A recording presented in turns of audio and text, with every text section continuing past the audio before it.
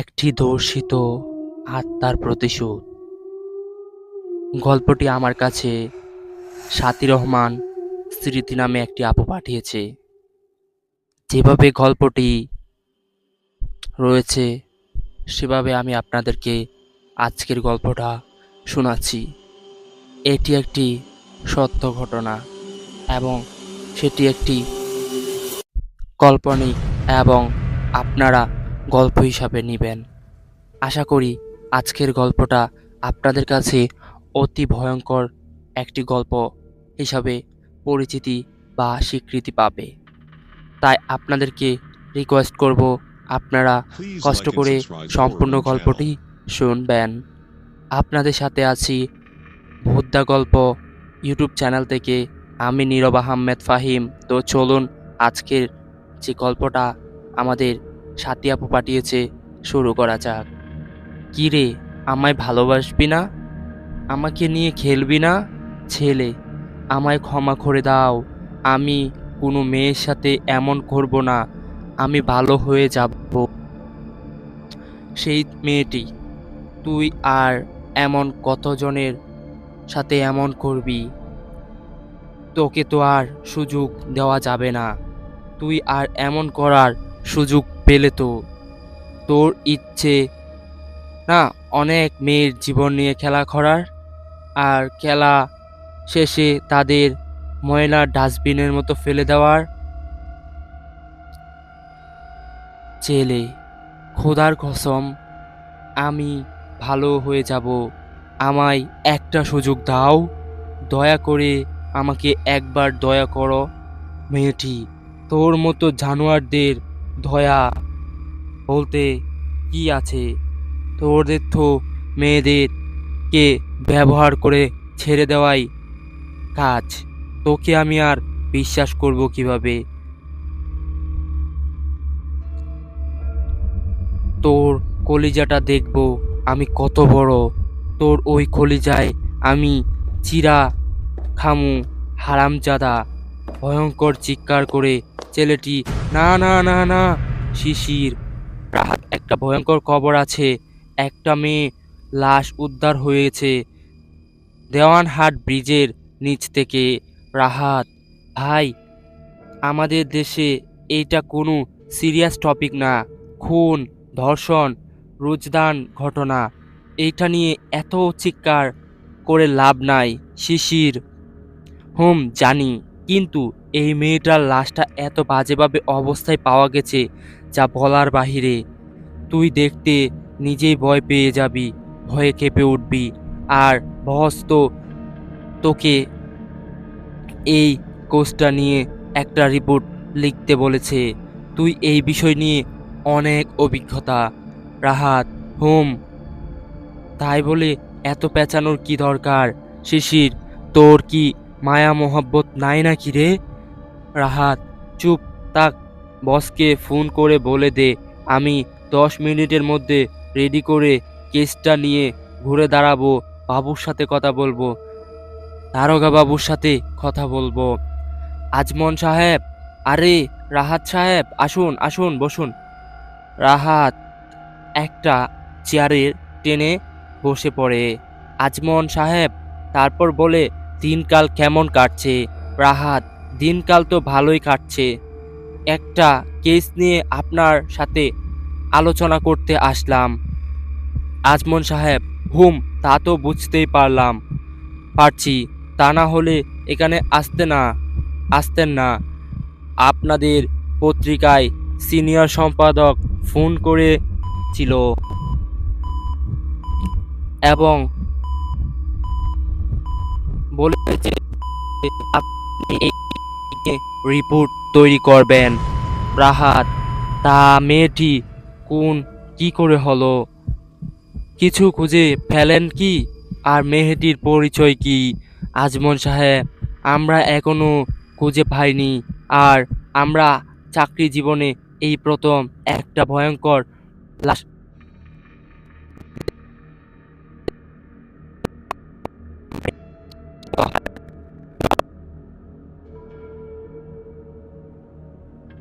দেওয়া হয়েছে। তাই লাশটাকে প্রশাসনিক ল্যাবে দেওয়া হয়েছে।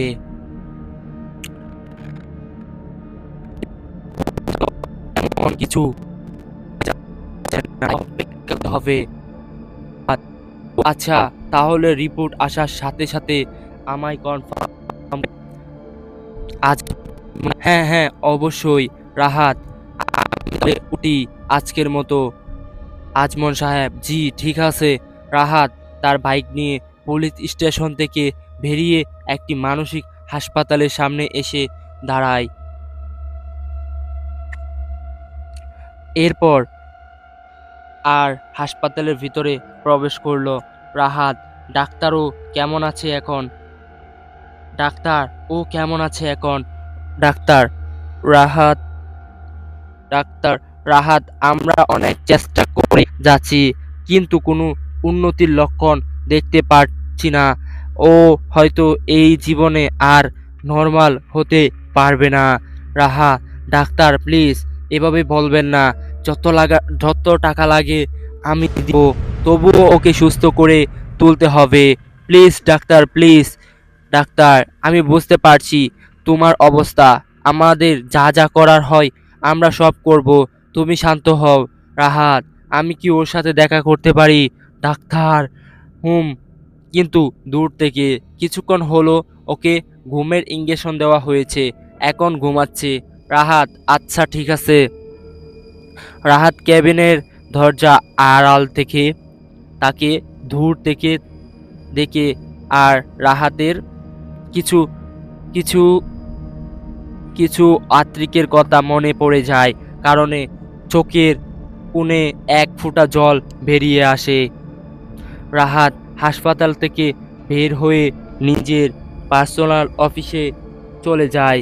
অফিসে ঢুকতে ঢুকতে শিশির সামনে দাঁড়িয়ে আছে। রাহাত, কিরে এখানে দাঁড়িয়ে আছিস কেন? তোর সিট তো অন্য কোথাও নিয়েছে। শিশির, তোর জন্য অপেক্ষা করছিলাম, তোকে নিয়ে বসে সাথে দেখা করতে বলেছে। রাহাত, তাহলে না দাঁড়িয়ে থেকে চল। রাহাত আর শিশির রাশেদ খানের সিনিয়র সম্পাদক কক্ষের সামনে এসে, রাহাত, শিশির, আমরা কি আসতে পারি? রাশেদ খান, আসো। রাহাত, শিশির, ধন্যবাদ স্যার। রাশেদ খান বলল, বসো। রাহাত আর শিশির রাহাত আর শিশির নিয়ে বসে পড়ে। রাশেদ খান, রাহাত, তোমাকে তো কেসটার রিপোর্ট তৈরি করতে বলা হয়েছে। তা সম্পর্কে কি কি তথ্য পেলে আজমল সাহেবের কাছ থেকে? রাহাত ঠিকভাবে কোনো কিছু বলতে পারছে না। প্রসেসিং ফরেনসিক রিপোর্ট আসা পর্যন্ত অপেক্ষা করতে হবে, তারপরে ক্লিয়ার হয়ে যাবে। হ্যাঁ, তবে আজমল সাহেব বললেন যে মেয়েটি মারার পর শরীরের আগুন লাগিয়ে দেওয়া হয়েছে, আর শক্ত কিছু দিয়ে মাথা তুলতে দেওয়া হয়েছে, যার কারণে মেয়েটির রিয়েল চেহারা করা সম্ভব হচ্ছে না। হয়তোবা আজকের গল্পে অনেকটুকু লেখা ভুল আছে, যার কারণে আমার পড়তে একটু মিসআন্ডারস্ট্যান্ডিং হতে পারে। তাই আপনাদের কাছে শুরুতেই ক্ষমা চেয়ে নিচ্ছি। কষ্ট করে একটু নিজের মনে করে ভিডিওটা দেখবেন, কারণ একটি আপু লিখে পাঠিয়েছে গল্পটি, কারণ সেখানে অনেক ভুলও থাকতে পারে।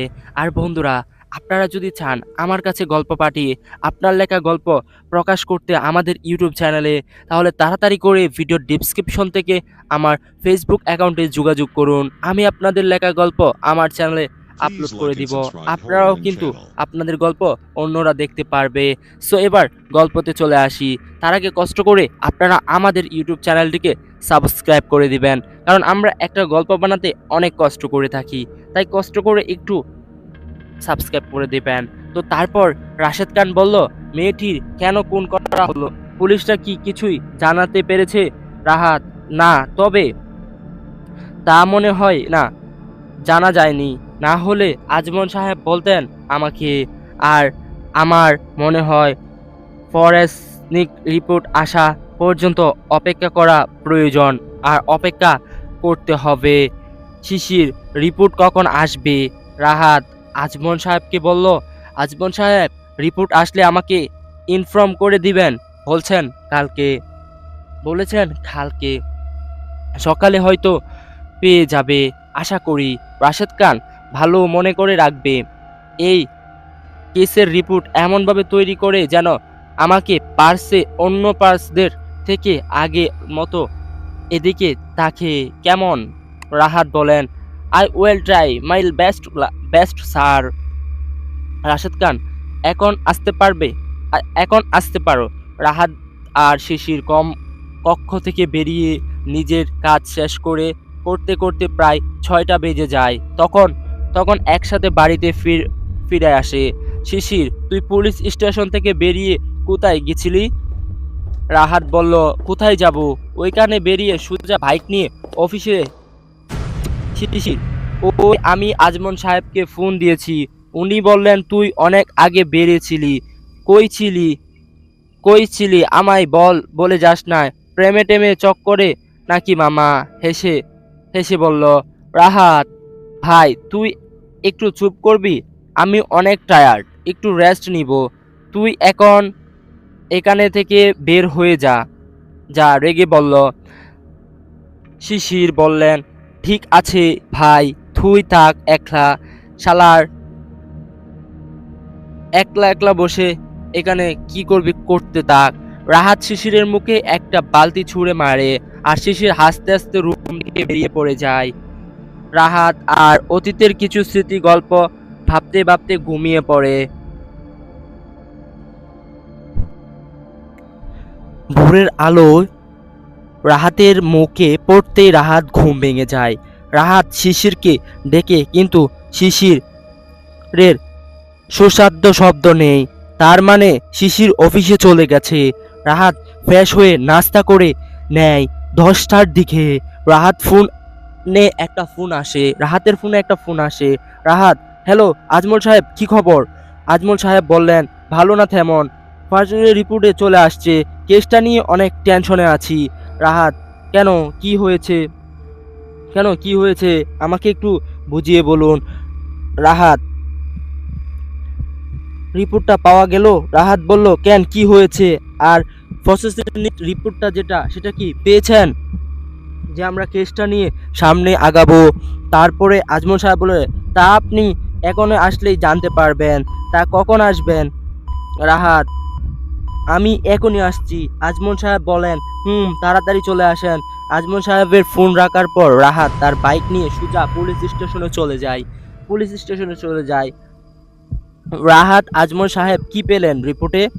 আজমল সাহেব বললেন, আজমল সাহেব রিপোর্টে রাহাতের দিকে বাড়িয়ে দিলে রিপোর্টটি হাত থেকে দেখতে থাকে। রাহাত রাহাত তার মানে মেয়েটি মরার আগে তাকে ধর্ষণ করা হয়েছিল। এরপর তারপর আগুন লাগিয়ে দেওয়া হয়, আর তারপর মাথাটা ঠেলতে দেওয়া হয় সবশেষে প্লাস্টিকে নিয়ে ব্রিজে ফেলে দেওয়া হয়। আজমল সাহেব বললেন, আরেকটি বিষয় খেয়াল করে দেখুন, এখানে ধর্ষণ একজন নয়, পাঁচজন। আসলে সবচাইতে ভয়ঙ্কর কথা, যা পুরুষ হয়েও বলতে নিজেকে ঘৃণিত মনে হচ্ছে। রাহাত মানে রাহাত বললেন, মানে ধর্ষণ হয়, খুন, হয়রানি তো রোজকার ব্যাপার, আর আমরা তো এর জন্য দায়ী না। আজমল সাহেব বললেন, রাহাত সাহেব ভুল বললেন, হয়তো কোনো না কোনোভাবে আমরাও দায়ী। আর রিপোর্ট শেষের দিকটা একটু ভালো করে পড়ুন। রাহাত একেবারে দেখে, আজমল সাহেব দেখেন তো, মেয়েটার 1 সপ্তাহে দর্শন করা হয়েছে। মেয়েটির জীবনের অবস্থা থাকাকালীন তার গোপন অঙ্গ দিয়ে লোহার রড প্রবেশ করিয়ে অঙ্গ দিয়ে গরম লোহার রড দিয়ে বের করা হয়েছে। যা বলতেও আমরা নিজের ভিতরটা জ্বলে যাচ্ছে। মানুষ কতটা জানোয়ার হলে এতটা জঘন্য কাজ করতে পারে। ওই সকল কুলাঙ্গারদের কুলাঙ্গারদের জন্য নিজেদের মা মেয়ের প্রতি প্রতিটি পরিবার আকৃষ্ট আতঙ্কিত। এই কথাটা শুনে রাহাতের নিজের একটা তীব্র ঘৃণা সৃষ্টি হলো। রাহাত কিছুই বলল না। রাহাত কিছুই বলল না। শুধু মেয়েটির নাম জানতে পেরেছেন কি আজমল সাহেব? না, এখনই না। আশা করি খুব শীঘ্রই আমরা মেয়েটির পরিচয় পেয়ে যাব। উপর থেকে অনেক চাপ আসছে। রাহাত, লাশটি কোথায়? আজমল সাহেব, মর্গে রয়েছে। আসুন আমরা সাথে দেখে নিই মানুষটা কতটা জানোয়ার হলে এই কাজ করতে পারে। রাহাত বললেন, চলুন। রাহাত আজমল সাহেবের সাথে মর্গে ঢুকে 103 নাম্বার বেডের কাছে দুইজন দাঁড়ালেন। দাঁড়ানোর সাথে সাথে একটা বিশ্রী মাংস পোড়ার গন্ধ রাহাতের নাকে এসে যেন আঘাত করতে থাকে। রাহাত পকেট থেকে রুমাল বের করে নিয়ে নিজের নাকে ঢেকে দিল। আজমল সাহেব তার এক কনস্টেবলকে জিজ্ঞেস করে লাশের মুখ থেকে কাপড় সরিয়ে দে। মুখ থেকে কাপড় সরানোর পর রাহাত তো সেই হতভম্ব হয়ে যায়। এতটা নিখুঁতভাবে কেউ কাউকে খুন করতে পারে? এরা কি জানোয়ারদের দেখে নিকৃষ্ট প্রাণী? আজমল সাহেব বললেন, দেখতে কতটা নিষ্ঠুর আর নিকৃষ্ট প্রাণী হলে এমন কাজ করতে পারে? রাহাত, তা খুনিদের গ্রেফতার করার জন্য কোনো একটা সূত্র তো লাগবেই। আজমল সাহেব বললেন, জানি, কিন্তু কোনো একটা সূত্রই তো খুঁজে পাচ্ছি না। উপর থেকে চাপে আছি, কেসটাকে সমাধান করতে হবে, না হলে নিজেও শান্তি পাবো না। একটু হতাশা হয়ে বললেন রাহাত। আপনারা যদি একটু বেশি কষ্ট করেন তাহলে নিশ্চিত খুনিদের খুঁজে বের করা যাবে। আর অন্য বিষয়ে কোনো তথ্য দরকার হলে আমাকে বলতে পারেন। আমাকেও এই কেসে নিয়ে রিপোর্টে সাজাতে হবে। আচ্ছা, মেয়েটির চেহারা তো আর তৈরি করা যাবে না, কিন্তু ডিএনএ, আজমল সাহেব, ডিএনএ রিপোর্ট এসেছে মেয়েটির বয়স 21 থেকে 23 বছরের মধ্যে, কিন্তু মাথা নিচু করে বলেছে।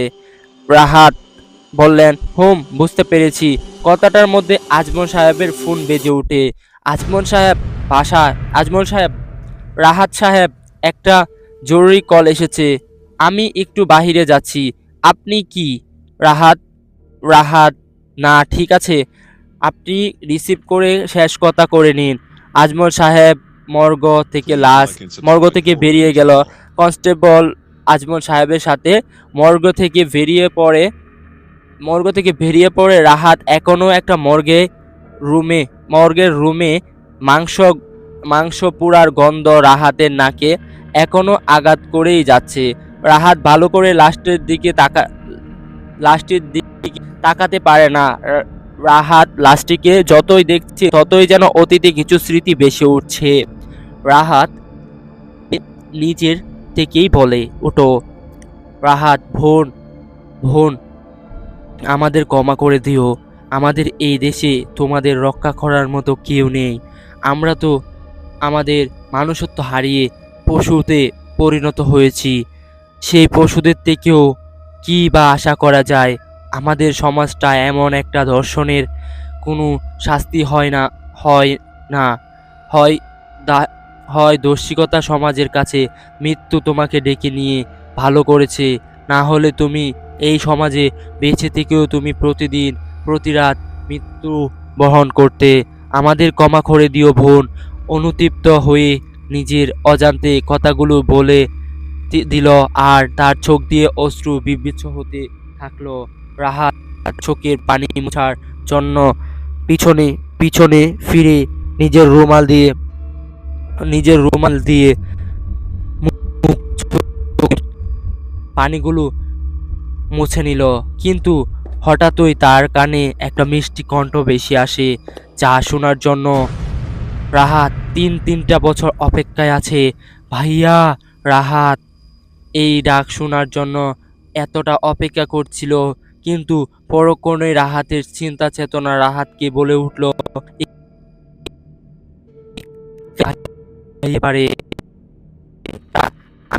আমি ছাড়া সবাই মৃত। তাহলে ভাইয়া রাহাত তার পিছনে ফিরে তাকালো, কিন্তু কাউকে দেখতে পেল না। রাহাত, আরে কি আজব, দিনের বেলা স্বপ্ন দেখছি নাকি? এই মৃতরা আবার আমাকে ভাইয়া বলে রাখবে। যাই, আজমল সাহেবের কাছে যাই। এখান থেকে বা কি করব, এখানে থেকেই বা কি করব? রাহাত আরেকটা মেয়ের দিকে তাকিয়ে তাকিয়ে সেই বাহিরে যাওয়ার জন্য এক পা বাড়ালো। মনে হলো কেউ তার হাতটি জুড়ে চেপে ধরে আছে। রাহাত পিছে ফিরে তাকাতে যেন বড় একটা ধাক্কা খায়। সে দেখে ওই মেয়েটির লাশ তার হাত চেপে ধরে আছে। সে নিজেকে ছড়িয়ে নেওয়ার চেষ্টা করে, কিন্তু পারছে না। রাহাত দেখতে পেল ওই লাশটি তার তেতলের যাওয়ায় মাথাটির এক সাইডে একটি চোখ, মাত্র চোখ ছিল, যা যা খুলে গেছে, এবং মেয়েটির মেয়েটি রাহাতের দিকে এক দৃষ্টিতে তাকিয়ে আছে। রাহাত, কি দেখছো? কিছুই বুঝতে পারছে না। সে কি কোনো স্বপ্নের মধ্যে আছে? মেয়েটি ধীরে ধীরে বেডের উপর বসে আছে। তখনই তখনই মেয়েটি রাহাতের হাত ধরে আছে। ভাইয়া, ভাইয়া! রাহাত এখন রাহাত এখন বা যা হচ্ছে বা দেখছে তা বাস্তবে হচ্ছে। রাহাত তার সমস্ত শক্তি রাহাত তার সমস্ত শক্তি মেয়েটির কাছ থেকে নিজের হাতে ছাড়িয়ে নেয় আর মর্গের দরজার দিকে দৌড়াতে থাকে। দরজার কাছে এসে রাহাত দরজা খুলে চেষ্টা করে, কিন্তু খুলতে পারে না। সে দরজাতে জুড়ে জুড়ে আঘাত করতে থাকে আর আজমল সাহেবকে ডাকতে থাকে, কিন্তু কোনো সাড়া শব্দ নেই। পিছনে থেকে আবার কঠিন একই কণ্ঠ ভেসে আসে। ভাইয়া, ভাইয়া! আমাকে এই আমাকে ভয় পাবেন না। আমাকে দেখতে খুব ভয়ঙ্কর লাগছে, তাই না ভাইয়া? রাহাত সারা শরীরের ঘাম ভিজে গেছে ভয়ে ভয়ে। ও দরজা খোলার চেষ্টা করেই যাচ্ছে। ভাইয়া, আমাকে ভয় পেও না। আমি আপনার কোনো ক্ষতি করব না ভাইয়া। আমাকে খুব ভয়ঙ্কর দেখতে লাগছে না ভাইয়া। ভাইয়া, আমি যদি আপনার বোন হতাম তাহলে এই মুখে ফিরিয়ে দিতেন। ভাইয়া, আমাকে বোন ভেবে আমার কথাটা একটু শুনুন। আমারও একটা ছোট ভাই আছে, দয়া করে আমার কথা শুনুন। এই অসহায় বোনটির একটু কথা শুনুন। মেয়েটির কথা শুনে রাহাতের কলিজার মধ্যে যেন কিছু জোর জোর আঘাত করে থাকে। রাহাতের ভয় দূর হয়ে যায় আর মেয়েটির জন্য মায়া সৃষ্টি হয়। রাহাত পিছনে তাকায়, দেখে মেয়েটি রাহাতের পিছনে দাঁড়িয়ে আছে। তাদের মধ্যে এক হাত ব্যবধান। মেয়েটি, ভাইয়া, আমাকে ভয় পাবেন না। আমার কথাটা কিছু সময় নিয়ে একটু শুনুন। আল্লাহর দোহাই লাগে, আমি আপনার বোন না। যদি বোন হতাম, আপনি কি একেবারে আমার কথা শুনতেন না? রাহাত কিছুক্ষণ চুপ থাকে। রাহাত বলে, শুনবো। তুমি কি চাও বলো? মেয়েটি, আমি আমি মেয়েটি, আমি কামরুল নুহার স্নেহা। বাবার নাম আব্দুল হামিদ, মা আনোয়ার হামিদ, আর ছোট ভাই রিদওয়াল ইসলাম। এস আলী রোডে ডান দিকে একটা মোড়ে আমাদের ছোট একটি বাড়ি। আমরা যখন ছোট ছিলাম তখন একটা বাসায় দুর্ঘটনায় আমাদের বাবা মা মারা যায়। তখন আমার বয়স 13 হবে। রিয়াদের বয়স হবে 3 বছর। দাদা দাদি সে কবে মারা গিয়েছে। বাবা মাও মারা যাওয়ার পর বুঝলাম জীবনটা কত কঠিন। পড়াটাও বন্ধ হয়ে যায়। কাকার ঘরে এসে পড়লাম। কাকার ঘরে 2 ছেলে। কাকা আমায় অনেক ভালোবাসতেন, কিন্তু কাকি আমাদের দু চোখে দেখতে পারতেন না, সেটা কাকা ভালো করে জানতেন। কাকি আমাদের তার সকল কাজ করিয়ে নিতেন। আমরা লেখাপড়াটাও প্রায় বন্ধর দিকে হয়ে গেছিল। আমি কাকাকে বললাম। সো বন্ধুরা, আপনারা এখনো যদি আমাদের চ্যানেলটিকে সাবস্ক্রাইব না করে থাকেন তাহলে এখনই আমাদের ভুট্টা গল্প ইউটিউব চ্যানেলটিকে সাবস্ক্রাইব করে দেন। আমি আপনাদেরকে প্রাপ্য দেওয়ার চেষ্টা করব। তারপর কি হলো সেটা কাকা ভালো করে জানতেন। কাকি আমাকে দিয়ে সব কাজ করানোর পর আমি কাকাকে বললাম যে আমি পড়তে চাই, জীবনে কিছু করতে চাই। কাকা আমাকে আবার স্কুলে ভর্তি করিয়ে দেন, কিন্তু কাকি তা সহ্য করতে পারে না। কাকার সামনে কাকি আমাদের কিছু বলতেন না। টাকার আড়ালে কাকি আমাদের অনেক কিছুই বলতেন এবং তাদের প্রয়োজনে সব ব্যবহারে কাজে নিতেন। নীরবে সহ্য করে যেতাম, কিন্তু লেখাপড়া আমাকে অনেক আগ্রহ ছিল। ভাবতাম আমি কিছু একটা করব। এই কথাগুলা সহ্য করে নিজের পড়ালেখা চালিয়ে গেলাম। এসএসসি এইচএসসিতে A+ পেয়েছিলাম। আর আমি নিজের পড়ার খরচ টিউশনি করে জোগাড় করতাম। আশা ছিল অনেক, ইন্টার শেষ করে রেজাল্ট ভালো হওয়ার কারণে আমি যে বাসায় টিউশনি করাতাম সেই বাসার মালিক আমাকে একটা স্কুলে চাকরি জোগাড় করে দেন। তখন আমার মাঝে নতুন অনেক স্বপ্ন বাঁচতে থাকে। ছোট ভাইকে একটা ভালো স্কুলে ভর্তি করে দিলাম। কাকাকেও সংসারে চালাতে সাহায্য করলাম। কাকা টাকা নিতে চাইলো না, আমি জোর করে দিতাম। কাকা হয়তো টাকার কারণে সে সময় আমাদের সাথে ভালো ব্যবহার করতেন, কিন্তু তা আর বেশি দিন টিকেনি। সম্পত্তি নিয়ে ঝামেলা সৃষ্টি হয়।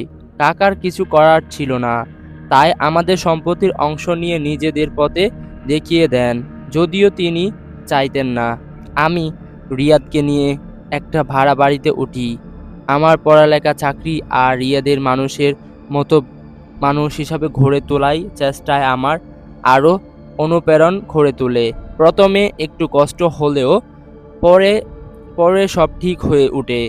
রাহাত: তা না হয় বুঝলাম, কিন্তু তোমার সাথে এমন কেন হলো এবং কেন? স্নেহা একটু চুপ থেকে আবার বলতে শুরু করলেন। স্নেহা বললেন, স্কুল থেকে ফেরার পথে প্রায় লক্ষ্য করতাম একটা ছেলে, বয়স 25-24 হবে হয়তো, স্কুলের বাহিরে বাইক নিয়ে দাঁড়িয়ে থাকতো, আমার দিকে তাকিয়ে থাকতো। আমি বুঝেও অন্যদিকে তাকিয়ে চলে যেতাম। ওই দিন ওই ছেলে আমার পথ আটকায়, বলে আমাকে নাকি সে ভালোবাসে। আমি তাকে মানা করে দেই, কিন্তু ছেলেটা সবসময় আমাকে তার ভালোবাসার কথা বলতো। যদিও তা ভালোবাসা ছিল না। ছেলেটি সবসময় আমাকে ফলো করত। আমি বুঝতাম, কিন্তু কিছুই বলতাম না, কারণ পরবর্তীতে যদি কোনো বিপদ হয়। তার আগে বন্ধুরা, তোমরা যদি চাও আমাদের চ্যানেলে তোমাদের লেখা গল্প আমাদের চ্যানেলে পাঠাতে, তাহলে তোমরা চাইলে ভিডিওর ডেসক্রিপশন থেকে আমাকে নক দিতে পারো এবং সেখানে তোমাদের কাঙ্ক্ষিত লেখা গল্পগুলো আমাকে ইমেল অথবা তোমাদের যে নোটপ্যাড আছে সেখানে রেখে দিয়ে আমাদেরকে সেন্ড করতে পারো, ফেসবুক পেজে অথবা ফেসবুক অ্যাকাউন্টে কিংবা ইমেলের মাধ্যমে। তাছাড়া বন্ধুরা, চ্যানেলটিকে সাবস্ক্রাইব করে দিও। তোমাদের জন্য অতি কষ্ট করে একটা ভূতের গল্প তৈরি করি, প্রায় আমাদের এখানে 2 থেকে 3 ঘন্টা সময় লাগে, তাই কষ্ট করে একটু সাবস্ক্রাইব করে দিও। তারপর কি হলো, তারপর স্নেহা বলে, ওই একদিন আমার পথ আটকায়, এদিকেও নাকি আমাকে ভালোবাসে। আমি তাকে মানা করে দেই, কিন্তু ছেলেটা সবসময় আমাকে ভালোবাসার কথা বলতো। যদিও তার ভালোবাসা ছিল না, ছেলেটা সবসময় আমাকে ফলো করতো। আমি বুঝতাম, কিন্তু কিছুই বলতাম না, কারণ পরে বিপদ হলে আমার মাথার উপরে তো আর কেউ নেই। একদিন ছেলেটা তার কিছু বন্ধুদেরকে নিয়ে আসে আমাকে বোঝানোর জন্য, কিন্তু আমি তাদের বুঝিয়ে বলি এটা সম্ভব না, কিন্তু ছেলেটি আমার হাত শক্ত করে ধরে আমাকে জোর করতে থাকে। আমার এতটাই রাগ উঠে আমি ওর গালে জোরে থাপ্পড় দিয়ে বসি, ওর বন্ধুদের সামনেই। ওর বন্ধুরা আমার উপর এতটাই রেগে যায় যে যেন আমাকে মেরে ফেলবে, কিন্তু ছেলেটি ওদের থামিয়ে আমাকে চলে যেতে বলে। আমি যাওয়ার জন্য পা বাড়িয়ে দিতেই ছেলেটি বলল, ছেলেটির নাম তনয়। আমি কিছুই না বলেই চলে আসলাম বাসায়। 2 দিন হয় হয়ে যায়। তনয় আর আমাকে ডিস্টার্ব করে না, আর স্কুলের সামনে দাঁড়িয়েও থাকে না। ভেবেছিলাম হয়তো সে অপমানের জন্য অনেক কষ্ট পেয়েছে। নিজের কাছেই দোষী মনে হতে লাগলো যে আসলে কাজটা ঠিক হয়নি, হয়তো আরো ভালো করে বুঝিয়ে বললেই হতো। হঠাৎ একদিন পলাশ, তনয়ের বন্ধু, বলে তনয় নাকি আমাকে সত্যি অনেক ভালোবাসতো। ও নাকি আমাকে না পেলে আত্মহত্যা করবে। আমি পলাশকে বললাম আমি এই ব্যাপারে কিছুই করতে পারবো না, আর এই দিনের অপমানের জন্য দুঃখিত বলে দিতে দিতে বললাম ওকে। কিন্তু ও বলল যেন শেষবারে তনয়ের সাথে দেখা করে তাকে বুঝিয়ে বলি। আমি রাজি হচ্ছিলাম না। পলাশের অনেক জোরাজুরিতে রাজি না হয়ে পারলাম না। পলাশের সাথে তনয়ের কাছে যায়। তনয় আমাকে আবার প্রস্তাব দেয়। আমি তাকে বলি আমার কেরিয়ার আছে, ছোট ভাইকে মানুষ করতে হবে, আমার পক্ষে এসব সম্ভব না। কিন্তু ও আমার উপর জোর খাটাতে থাকে, আর আমার ভাই নাকি স্কুল থেকে ফেরার পথে নিয়ে যাবে, আমার আমার ভাইয়ের ক্ষতি করে দিবে। তখন আমি রেগে বলি যে ওর মতো অমানুষ ভালোবাসা কি ঘৃণাও দেখানো যায় না। এই বলে যখনই আমি চলে আসি, পিছনে পিছনে তাকালাম, কেউ একজন আমার নাকে রুমাল দিয়ে ধরে নাকে রুমালে অজ্ঞান করে ওষুধ থাকে, যার কারণে আমি জ্ঞান হারা। চুপ থাকে কিছুক্ষণ চুপ থাকে রাহাত। তারপর কি হলো বলো শান্তভাবে। স্নেহা, আমার যখন জ্ঞান ফিরে আসে তখন আমি দেখতে পাই একটা অন্ধকার রুমে বন্দি রয়েছি। রুমটির দেওয়াল দেখে মনে হচ্ছিল অনেক বছরের পরিত্যাগ।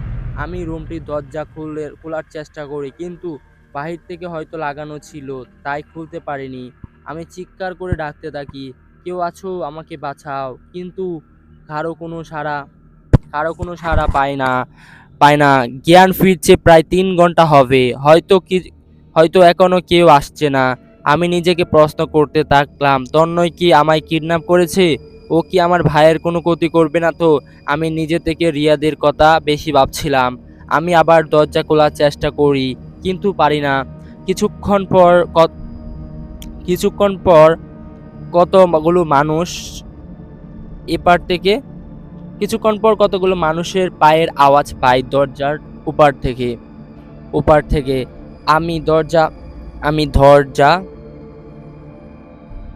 আমি দরজা থেকে সরে দাঁড়াতেই দরজা খুলে যায়, আর 5 জন ছেলে রুমে ঢুকে পড়ে। তাদের মধ্যে তনয় আর পলাশ ছিল, আর বাকি 3 জন ওদের বন্ধু, কিন্তু নাম জানি না। ওদের নামে ওদের সাথে অনেকবার দেখেছিলাম। আমি তনয়কে বললাম ও কেন আমায় এখানে বন্দি করে রেখেছে। অতীতের স্মৃতি তনয়, তোমাকে নিয়ে একটু খেলবো শোনা। ময়না হা হা হা ময়না হা হা হা বিশ্রীভাবে হেসে বলে। স্নেহা, কিন্তু কেন? আমি তোমাদের কি ক্ষতি করেছি? কেন আমার সাথে এমন করছো? পলাশ, তো তোর অনেক তেজ, তাই না? তোর তেজ আজকে কমাবো আমরা, হা হা। স্নেহা, মানে জিজ্ঞেস করছো কুচি কুকি বাকিটা 3 বন্ধু? স্নেহা দেখে আমাকে ছেড়ে দাও। স্নেহা বলে, দেখো আমায় ছেড়ে দাও প্লিজ, আমার ছোট ভাই বাসায় একলা, দয়া করে আমাকে ছেড়ে দাও, কান্না করে।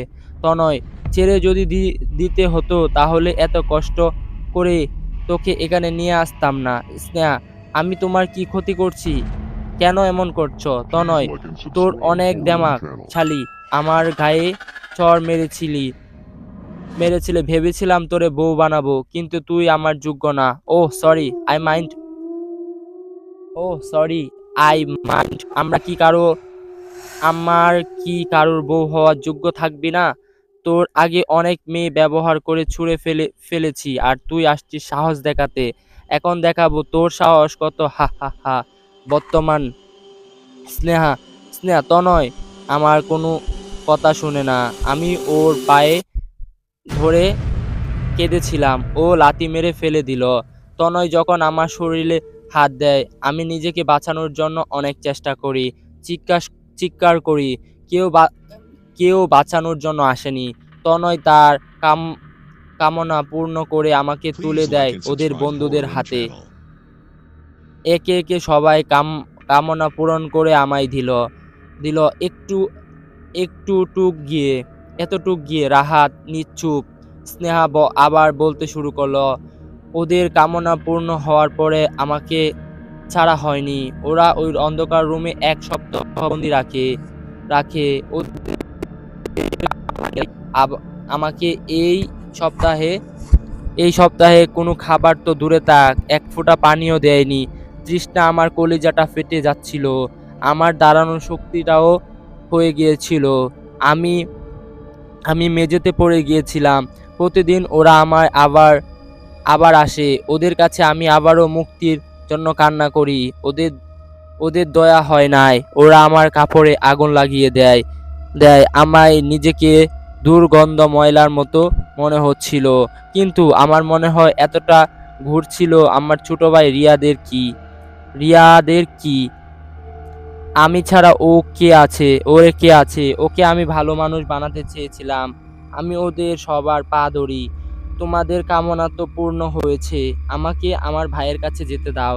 কিন্তু ওরা ওরা দয়া করে না। তনয় সিগারেট ধরিয়ে নেয় আর সিগারেটের আগুন আমার মুখে লাগায়। আবার বলে আমার রূপ নষ্ট করে দিবে। সেই সিগারেটের আগুন আমার মুখে জ্বলছে যায়। আমি তাদের বললাম, আমাকে ছেড়ে দিতে, আমি কাউকে কিছু বলবো না। কিন্তু ওরা বলল, তোরে দিয়ে আর কাজ নেই। আর কাজ শেষ বাঁচার দরকারও তোদের বাঁচিয়ে রেখে নিজের গলায় ফাঁস দিব। এতটা বোকা পাইছস? এই বলে ওরা পেরেক দিয়ে আমার জিহ্বাতে তেগে দেয় আর একটা কথায় চোখে চোখে উকিয়ে উল্টিয়ে ফেলে। আর একটা রড আমার একটা গরম রড আমার গোপনাঙ্গের গুরু আর একটা গরম লোহার রড আমার গোপনাঙ্গ দিয়ে ঢুকিয়ে মুখ দিয়ে বের করে নিয়ে আসে। আর ওদের আমার প্রাণ পাখি আমার শরীর ছেড়ে চলে যায়। আমি আত্মা তখনই আমার মৃত দেহের উপর অত্যাচার দেখে যাচ্ছিল। ওরা আমার মৃত দেহটাকে আগুন লাগিয়ে দেয় আর এক আর একটা বড় পাথর দিয়ে মাথাটা ঠেলতে দেয়। আমার কোনো কিছুই ছিল না, শুধু দর্শক হিসাবে দেখে দেখে গেছি। তারপর ওরা আমার দেহটা দেওয়াল হাট ব্রিজের নিচে নিয়ে ফেলে দেয়। স্নেহা বলা শেষ করে কাঁদতে থাকে। স্নেহার কথাগুলা শুনে রাহাতের চোখে পানি অঝরালো পড়তে থাকে। কি বলবো, কি করে অসান্ত্বনা দিব রাহাতের জানা নেই। তার যদি ক্ষমতা থাকতো তাহলে এইসব পশুদের শাস্তি দিত পারত, কিন্তু তার তেমন ক্ষমতা নেই। তাদের বিরুদ্ধে সকল প্রমাণ পেশ করতে হবে। আর যদি বড় কোনো নেতার হাত থাকে তাহলে আইনের হাত থেকে এও বেঁচে যাবে। স্নেহা ভাইয়া রাহাত চোখ মুছতে স্নেহা ভাইয়া আমাকে একটা সাহায্য করবেন অনুরোধের সুরে বলল স্নেহা রাহাতকে। রাহাত, কি? স্নেহা, আমি প্রতিশোধ নিতে চাই। এই জানোয়ারদের রক্ত দিয়ে গোসল করতে চাই। রাহাত, যা বলছি মনে থাকবে তো? আর কোনোভাবে কোনোভাবে যেন একটা ভুল না হয়। অচেনা ব্যক্তি। জি জনাব। কোনো কিছু চিন্তা করবেন না।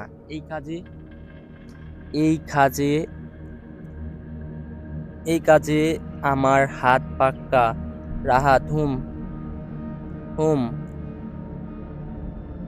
এর জন্য অনেকবার ধরা খেয়েছি।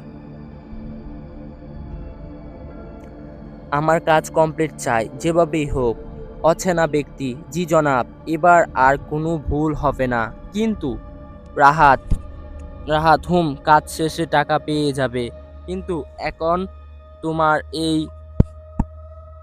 ওই পুরানো সিমে ফেলে দাও আর এই নতুন সিম রাখো। এটা কয়েকদিন অচেনা নাম্বার থেকে ফোন আসলে রিসিভ করবে না। অচেনা ব্যক্তি, জি জনাব। রাহাত, কাজ শেষে করার পর আবার দেখা হবে, বাই। রাহাত তার বাইক দিয়ে অফিসে ঢুকে রওনা দেয়। অফিসে ঢুকতে ঢুকতে রাতের রাশেদ খানের সাথে দেখা। রাহাত, শুভ সকাল স্যার। রাশেদ খান, আর শুভ শুভ গভীর মুখে। আর শুভ, রাহাত, কেন স্যার, কি হয়েছে? রাশেদ খান, এইসব রাখো, বলো তোমার কাজের কি খবর, খুনিদের সম্পর্কে কি জানা গেল? রাহাত, এখন পর্যন্ত না কিছু আশা করা যায়। খুব তাড়াতাড়ি খুনিরা তাদের কর্মের জন্য ভয়ঙ্কর শাস্তি পাবে। রাশেদ খান, আমাদের তো জেনে কি রাশেদ খান, আমাদের তা জেনে কি, আমাদের একটাই দুর্বৃত্ত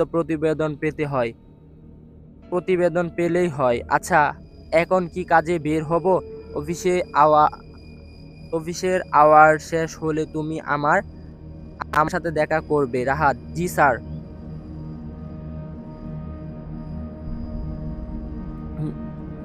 জি স্যার, অফিসের আওতার শেষে আমি আপনার সাথে দেখা করব। রাশেদ খান অফিস থেকে বেরিয়ে গেল আর রাহাত নিজের কেবিনে প্রবেশ করলো।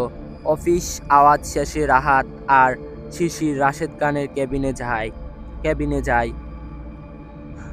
রাশেদ খান, কালকে তোমাদের দুইজনের আগ্রহ বাদ যেতে হবে। ওইখানে একটা সমালোচনা সভার আয়োজন করা হয়েছে। শিশির, জি স্যার। রাহাত কিছুই ভাবতে পড়ে যায়। রাহাতের ভাবনাকে ছেদ করে রাশেদ খান বলে উঠল, আনথিয়ারিং ওয়াং। রাহাত, না মানে স্যার, আসলে আমি কালকে ছুটি নিতে চাচ্ছিলাম। রাশেদ খান, কিন্তু কেন? আমি তো ভেবেছিলাম দুইজন কালকে দায়িত্বটা নিব। রাহাত, না আসলে কালকে একটা গ্রামের বাড়িতে যেতে হবে, অনেক দরকারি কাজ ছিল। প্লিজ স্যার, আমাকে কালকের দিনটা ছুটি চাচ্ছিলাম। রাশেদ খান, আচ্ছা ঠিক আছে। শিশির, তুমি তাহলে আকাশকে বলে দাও যাতে কালকে সম্মেলন সবাই ও তোমার সাথে যাবে। শিশির, জি স্যার। কিন্তু রাহাতের কি হলো? গত 3 বছরের মধ্যে একেবারেও গ্রামে যাওয়া তো দূরে থাক, গ্রামের নামও নিতে শুনেনি। মনে মনে শিশির কথাগুলো বলল। রাশেদ খান, শিশির, তোমার আবার কি হলো? শিশির, না কিছু না। শিশির আর রাহাত দুইজনেই বাড়ি ফিরে। রাহাত শিশিরের সাথে কোনো কথা না বলেই শিশিরের রুমে ঢুকে দরজা লাগিয়ে দেয়, যা শিশির মনে অনেক প্রশ্ন সৃষ্টি করে। শিশির রাহাতকে না ডেকে নিজের রুমে চলে যায়। রাত 1:30 মর্গের দরজার বাহিরে আজকে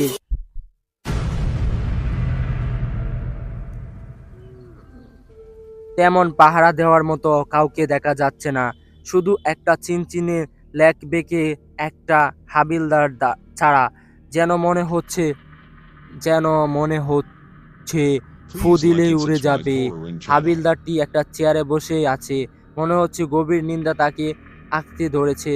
অচেনা বিশাল লেহি লোকটা ধীর পায়ে মর্গের দিকে এগাচ্ছে, যেন একটু একটু শব্দ না হয়। কিন্তু তার মানে একটা প্রশ্ন জাগছে, আজকে এত সিকিউরিটি এত কম কেন? কেন গর্ব আছে নাকি? লোকটি তার প্রশ্নগুলো ছুঁড়ে ফেলে দিয়ে আবার নিজের লক্ষ্যে দিকে মনোযোগ দেয়। লোকটি তার পকেট থেকে স্প্রে বোতল বের করে হাবিলদারের মুখে স্প্রে করে লাশটি ধীরে ধীরে মর্গের রুমে ঢুকে পড়ে। আবার 109 নাম্বার বেডের সামনে এসে দাঁড়ালো। ওই লাশটির মুখে কাপড় না সরিয়ে পায়ে লাগানো কেবল নাম্বারটা দেখে নেয়। না, ঠিক আছে। লাশটির কাছেই সে এখন লাশটি নিজের কাঁধে তুলে নেয় আর মর্গের রুম থেকে বের হওয়ার আগে আরেকবার আশেপাশটা দেখে নিল। না, সব কিছুই ঠিকঠাক আছে। লোকটি লাশটিকে নিয়ে মর্গে থেকে বেরিয়ে যায়। বের হয়ে নিজের ভ্যানের পিছনে লাশটিকে রেখে ড্রাইভার সিটে বসে ড্রাইভ করতে প্রায় অনেকটা দূর চলে এসেছে। রাত রাত 2:30টার মতো ভ্যানটি নিজ গতিতে ছুটে চলছে। হঠাৎ করে লোকটির পিছন থেকে কারো গুগানির শব্দ পায়। ও মনে ভুলে ড্রাইভিং এ মন দেয়, কিন্তু সেই শব্দ এখনো আসতে থাকে তার কানে। লোকটি ভ্যানটি থামিয়ে ড্রাইভিং সিট থেকে বের হয়ে ভ্যানটির পিছনের সিটে যায়। তখনই লাশটি রাখা হয়। লোকটি লাশটির কাছে যায় আর বুঝতে পারে লাশটি থেকেই আসছে। লোকটি তখন লাশের মুখের কাপড় সরিয়ে দেখে কিন্তু এখন এই কাজটি করতেই হবে। লোকটি ধীরে ধীরে লাশটির মুখ থেকে কাপড় সরিয়ে নেয়, আর তারপরেই যা দেখার জন্য লোকটি মোটেও প্রস্তুত ছিল না। লোকটির সারা শরীরের ঘামে ভিজে গেছে, কপাল থেকে ঘাম পড়ছে, চোখ যেন ভিদ্র আকাশে ধারণ করেছে। ভোর ছয়টায় শিশির ঘুম থেকে উঠে ফ্রেশ হয়ে নাস্তা টেবিলে বসে রাহাতের করার জন্য ডাকতে থাকে। রাহাতকে নাস্তা করার জন্য ডাকতে থাকে, কিন্তু রাহাতের কোনো সাড়া শব্দ নেই। শিশির নাস্তা না করেই রাহাতকে ডাকতে রাহাতের রুমে রাহাত নিজে বলতে থাকে, তাহলে কি আমাদের গ্রামে যাওয়া, বেরিয়ে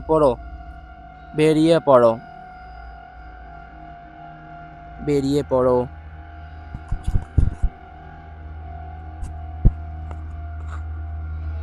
তাহলে কি রাহাত আমায় না বলে গ্রামে যাওয়ার জন্য বেরিয়ে পড়লো? এমন কখনো করেনি। তাহলে শিশির ভাবনাকে ভেদ করে ফোনটা বেজে উঠল। শিশির, হ্যালো আকাশ। শিশির, সমালোচনার সময় একটু পিছিয়ে নেওয়া হয়েছে, তাই তুমি ঠিক সময়ের আগে চলে এসো। শিশির, ঠিক আছে। রাহাত একটা বস্তি এলাকায় দাঁড়িয়ে আছে। এত চিপা গলি যে বের হবার রাস্তা খুঁজা ভার বা চেষ্টা করলেও পাবে না। লোকটির ফোন করে, রাহাত তুমি কই? আর কাজটি কি ঠিক মতো হয়েছে তো? অচেনা ব্যক্তি, জি জনাব, আপনি পাশে গলিতে ঢুকে ডান দিকে হেঁটে যাবেন, 5 মিনিট পর একটা জঙ্গল দেখতে পারবেন। জঙ্গলের ভিতরে প্রবেশ করবেন, জঙ্গলের মধ্যে ছোট্ট ঘরে দেখতে পারবেন, ওই ঘরে ঢুকে পড়বেন। রাহাত, আচ্ছা। রাহাত ফোন রেখে হাঁটা শুরু করে। রাহাত বস্তি থেকে বেরিয়ে জঙ্গলে প্রবেশ করে ঘরটি খুঁজতে থাকে। রাহাত দূর থেকে দেখতে পায় একটি ছোট্ট কুঁড়ে ঘর। সে ওই বাড়িটির দিকে তাকিয়ে এড়িয়ে যেতে থাকে। কুঁড়ে ঘরটির কাছে এসে রাহাতের শরীরে একটা ঠান্ডা বাতাস বয়ে যায়। সে কুঁড়ে ঘরের দরজার হাত দিলেই কেউ যেন তাকে হাতটা ভেতরে টান দেয়। রাহাত চারপাশটা দেখতেই থাকে। কেমন জানি অদ্ভুত জিনিসপত্র নিয়ে সাজানো ঘরটি। দেখতে ঘা ঝমঝম করে, কিন্তু ঘরেতে কোনো মানুষের নাম গন্ধ নেই। রাহাত বলল, এমনি মাটির নিচটা কেঁপে উঠল, আর মাটি ফেটে একটা সুড়ঙ্গ তৈরি হলো। রাহাত ভাবতে থাকে, এই সুড়ঙ্গটা আবার কিসের? সে অনেকটা কৌতূহল নিয়ে সুড়ঙ্গের ভিতরে প্রবেশ করে। সুড়ঙ্গের ভিতরে থেকে মন্ত্র শব্দ শুনতে পাচ্ছে। সে শব্দ অনুসরণ করে যেতে সেই শব্দ অনুসরণ করে এগিয়ে যেতে আর একটা রুমের মধ্যে এসে বসে। সে রুমের ভিতরে একটা সন্ন্যাসী টাইপের একটা লোক দেখতে পায়। শার্টের কাছে হবে হয়তো। আর লোকটির সামনে এসে ঘেরজাপ আর তার পাশে স্নেহার মৃতদেহ। রাহাতের মাথায় কিছু আসছে না। রাহাত, আপনি কি? আর স্নেহার লাশ এখানে কেন? আর কাল্লু কোথায়? সাহসী রাহাতকে হাতে ইশারায় তার কাছে যাওয়ার জন্য আহ্বান করে। রাহাত কি করবে বুঝতে পারে না, তাই সে সন্ন্যাসীর কথা মতো তার সামনে গিয়ে বসে। সন্ন্যাসী, তোমাকে তো আমার কাছে আসতেই হতো। রাহাত, আমি আপনার কথা বুঝলাম না। আর স্নেহার লাশ এখানে কি করে এলো? আমি নিয়ে এসেছি। রাহাতের পিছন থেকে কণ্ঠ সরটি শোনা গেল। রাহাত পিছনে তাকাতেই দেখতে পায় কাল্লুর হাতে একটা ছুরি নিয়ে দাঁড়িয়ে আছে। রাহাত, কাল্লু তুমি এখানে? আর স্নেহার লাশ এখানে কেন আনলে? কাল্লু, জনাব, এই মেয়েটি আমার ছড় এখানে নিয়ে আসতে বলে। মেয়েটি আমার ছড় এখানে নিয়ে আসতে পড়ে। রাহাত, মানে? কাল্লু আগের রাতে ঘটনা বলতে তাকে তাকে কাল্লু ভ্যানের ভ্যানের পিছনে থেকে কিছু অদ্ভুত শব্দ আসতে থাকে। আমি কিসের শব্দ সেটা দেখার জন্য ভ্যানটিকে মাঝপথে দাঁড় করিয়ে ভ্যানের পিছনে সিটের দেখার জন্য যাই আর আর বুঝতে পারি মেয়েটির লাশ থেকে শব্দগুলো আসছে। তাই কৌতূহল বসে মেয়েটির মুখ কাপড় সরিয়ে দেই আর দেখি মেয়েটি ভয়ঙ্কর মুখ। মেয়েটি ধীরে ধীরে উঠে বসে আর আমাকে ওইখানে সাধু বাবার কাছে আসতে বলে। আমি বললাম, ভয়ে আর কিছুই পারিনি। ভ্যানে এসে মেয়েটিকে এখানে নিয়ে আসি। রাহাত, তাহলে তো হয়েই গেল, আমার কাজ শেষ। কাল্লু, এই নাও টাকা, টাকা। আর সাধু বাবা আমি গেলাম, একটা ঝামেলা থেকে বাঁচলাম। সন্ন্যাসী, রাহাত, তুমি কি আসলে ঝামেলা থেকে মুক্তি পেয়েছো? রাহাত, মানে কি বলতে চাচ্ছেন? সন্ন্যাসী, মর্গ থেকে লাশ চুরি হয়েছে আর তুমি কাল্লুকে দিয়ে চুরি করিয়েছো। আর প্রমাণ কারণ হলো তোমার আসল উদ্দেশ্য এখনো পূর্ণ হয়নি, যার জন্য তুমি করিহাল কেউ বুঝিয়ে পেরেছো। রাহাত, কি বলতে চাচ্ছেন? একটু ঘাবড়ে গেল সন্ন্যাসী। রাহাত, তোমার কাজ এখনো শেষ হয়নি। স্নেহার আত্মা এতটা শক্তিশালী নয় যে প্রতিশোধ নিতে পারে। আমার তোমার রক্তের দরকার। রাহাত, হোয়াট? কি বলছো এইসব? রেগে সন্ন্যাসী, শান্ত হও। আসলে আমার একজন অবিবাহিত যুবকের রক্ত দরকার, যতটা পূর্ণ করার জন্য। এই জন্য স্নেহার রক্ত আরো শক্তিশালী হয়ে উঠবে। আর তোমার মনে যে আগুন জ্বলছে তাও কিছুটা গাঢ় হবে। রাহাত কিছুক্ষণ চুপ থাকে। রাহাত, ঠিক আছে, আমায় কি করতে হবে? সন্ন্যাসী কাল্লুকে ইশারা করে। কাল্লু, জনাব, এই নিজ ছুরিটা এগিয়ে নিয়ে সন্ন্যাসী এই লোকটির আগুনে তোমার রক্ত দিতে হবে। আর চুরিটা মন্ত্রপুত্র এটা দিয়ে তোমার হাতটা কাটতে হবে। রাহাত কিছুক্ষণ ভেবে কাল্লুর দিকে চুরিটা নিয়ে নিজের হাতে পুশ করতে আর সাথে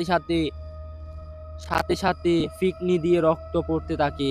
রাহাতের নিচের হাত থেকে উপৃষ্ট রাখলো আর রক্তের ফোঁটাগুলো আগুনে পড়তে থাকে। হঠাৎ সন্ন্যাসী রক্তকে হাত সরিয়ে নিলে রাহাত তার হাত সরিয়ে নেয় আর সরিয়ে নেওয়ার সাথে সাথে রক্ত পড়া বন্ধ হয়ে যায়। এদিকে নিমিষেই কাটা দাগটা উধাও হয়ে যায়। সন্ন্যাসী এখন এক ধ্যানে মন্ত্র পড়ে যাচ্ছে আর আগুনে ধীরে ধীরে উপরের দিকে উঠতে থাকে। প্রায় 10 হাত উপরে আগুন শিখা উঠছে।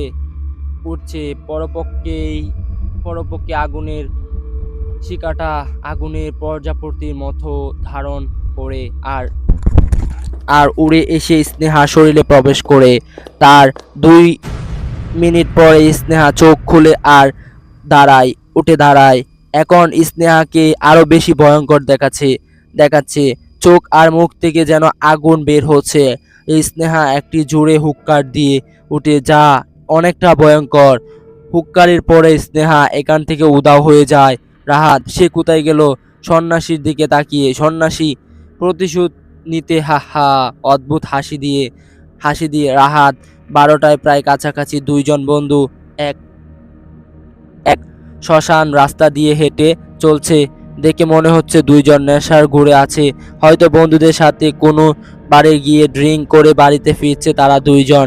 প্রথম বন্ধু, দোস্ত, আজকের পার্টিটা যা হলো না পুরো জবাব। দ্বিতীয় বন্ধু, কিন্তু আমার তেমন ভালো লাগেনি, নেশাটা অনেক কম হয়ে গেছে। নেশার ঘরে বলল প্রথম বন্ধু। কি বলিস? পুরো 1 বোতল কে তাও বলছিস নেশা হয়নি? মাতাল মাথায় হাত রেখে বলল, দুই বন্ধু দুই বন্ধু আরে পাগল, এই নেশা ওই নেশা না, এই নেশা বড় নেশা ভাই। একটু হ্যাচতকে মাইয়া মানুষের নেশা। বন্ধু ঠিক বলছি, যদি মেয়ে মানুষের নেশা না থাকে কোনো নেশাতে ভালো লাগে না। টালকে দুই বন্ধুর টালকে কে বাড়ি ফিরছিল। আচমকা ভাবে তারা দেখতে পায় রাস্তায় বাম পাশে একটা ল্যাম্পপোস্টে কালো কালো রঙের শাড়ি পরে একটা মেয়ে দাঁড়িয়ে আছে। মেয়েটির আশেপাশে কেউ কাউকে দেখা যাচ্ছে না। মেয়েটির পিছে ফিরে তাকিয়ে আছে, যার কারণে মেয়েটির মুখ দেখা সম্ভব না। দ্বিতীয় বন্ধু, দোস্ত আমি যা দেখছি তুই কি তা দেখছিস? প্রথম বন্ধু, হুম ভাই, এ তো মেঘনা চাইতেই জল। মেয়েটির আশেপাশে কেউ দেখছি না, কিন্তু কথা হলো এত রাতে মেয়েটি নির্লজ্জ একটা রাস্তায় দাঁড়িয়ে আছে, তাও একলা। এটা হজম হচ্ছে না। তৃতীয় বন্ধু, আরে রাখ তো, ওই মেয়ে একলা নির্লজ্জ রাস্তায় দাঁড়িয়ে আছে তা জেনে আমাদের কি? আমাদের তো শুধু নেশা জন্য কাউকে দরকার ছিল, তাও পেয়ে গেছি। তো চল মেয়েটি আমাদের পুরনো বাড়িতে নিয়ে যাব। আমাদের নেশা কেটে গেলে বাকিদেরকে ফোন করে জানিয়ে দিব। প্রথম বন্ধুর হাতে রাহাদের মুখে চিপাই চাপ, আর রাহাতের মুখের চিন্তায় ছাপ। ও ভাবছে স্নেহা কি প্রতিশোধ নিয়ে ফেলেছে, আর কিভাবে নিল। রাহাত শুধু পায়চারি করছে। রাহাতের এই অবস্থা দেখে সন্ন্যাসী একটু হেসে বলে, সন্ন্যাসী যথেষ্ট, সামনে এসে বসো শান্তভাবে। রাহাত কিছু না বলে সামনে যথেষ্ট সামনে বসে পড়ে। এই সন্ন্যাসী মনে মনে কি যেন মন্ত্র পড়তে থাকে, আর একটু পরেই জ্ঞানের আগুনের মধ্যে রাহাত কিছু দেখতে পায়। আগুনের মধ্যে সে কালো শাড়ি পরা একটি মেয়ে দেখতে পায়, আর মেয়েটির পিছনে যুবকদের। রাহাত যেন লাইভে ভিডিও দেখছে।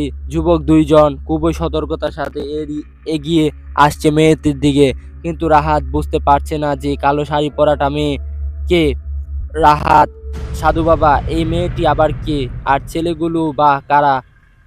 সন্ন্যাসী, শান্ত হয়ে বসো, শুধু দেখতে থাকো, সব বুঝতে পারবে, গভীর গলায় বললেন যুবক দুইজন। মেয়েটির প্রায় কাছে চলে আসলো। মেয়েটি এখনো পিছিয়ে ফিরে আসলো, আর মেয়েটি শাড়ির আঁচল বাতাসে সাথে ধুলক খাচ্ছে। প্রথম বন্ধু, এই যে ম্যাডাম, শুনছেন আপনার সাথে কি আর কেউ নেই? দ্বিতীয় বন্ধু, আরে দেখতে পাচ্ছিস না ওনার সাথে কেউ নেই? ম্যাডাম আপনি আমাদের সাথে চলুন, আপনার সব দায়িত্ব আমাদের। মেয়েটি এখনো পিছনে তাকিয়ে রয়েছে। তো বন্ধুরা, আপনারা যারা আমাদের ভুট্টা ইউটিউব চ্যানেলটিতে গল্প পাঠাতে চান, তারা অবশ্যই এখনই ভিডিও ডেসক্রিপশন থেকে আপনার লেখা গল্প আমাদেরকে সেন্ড করতে পারেন। আমি আপনাদের গল্পগুলো সুন্দরভাবে উপস্থাপন করব। আর যারা এখনও চ্যানেলটিকে সাবস্ক্রাইব করেননি, অবশ্যই তাড়াতাড়ি করে চ্যানেলটিকে সাবস্ক্রাইব করে দেন, কারণ আপনাদের জন্য প্রতিনিয়ত এরকম গল্প উপহার দিব। তো তারপর কি হলো?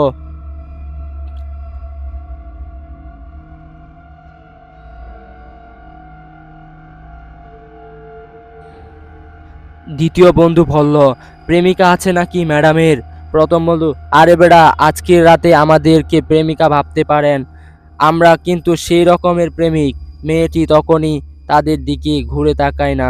যুবক দুইজন বিরক্ত হয়ে মেয়েটি হাওয়া যাওয়ার যাওয়ায় উল্টে থাকা শাড়িতে আঁচড় ধরে টান দিতেই মেয়েটি তাদের দিকে ফিরে তাকায়, আর মেয়েটি দেখেই তাদের কপাল থেকে ঘাম ঝরতে থাকে।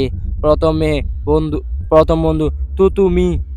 দ্বিতীয় বন্ধু, ভাই আমার মনে হয় ড্রিঙ্কসটি একটু বেশি হয়ে গেছে। কি ভুলভাল দেখছি। চোখ কসলাতে মেয়েটি একটু মুচকি হাসি দিয়ে যুবক দুইজনকে দিকে এগিয়ে যেতে থাকে, আর যুবক দুইজন ভয়ে পিছুতে যেতে থাকে। দ্বিতীয় বন্ধু, তুই কে বলতো আমাদের ভয় দেখাচ্ছি স্নেহার চেহারা নিয়ে? প্রথম বন্ধু, ভাই চল, আমাদের এখান থেকে যাওয়া উচিত। ভয়ে। দ্বিতীয় বন্ধু, দূর শালা, এ এটা মাইয়ারে দেখে ভয় পাস, এটা স্নেহা হোক বা ভূতই, ওরে দিয়ে আজকে নেশা মিটাবো। মাতলামির ভঙ্গিতে দ্বিতীয় যুবকটি যুবকটি আবারও দ্বিতীয় যুবকটি আবারও মেয়েটির শাড়ির আঁচল ধরে টান দেয়। মেয়েটি মুচকি হাসি দেয়, আর মেয়েটির চোখে লাল লাল বর্ণ ধারণ করতে থাকে।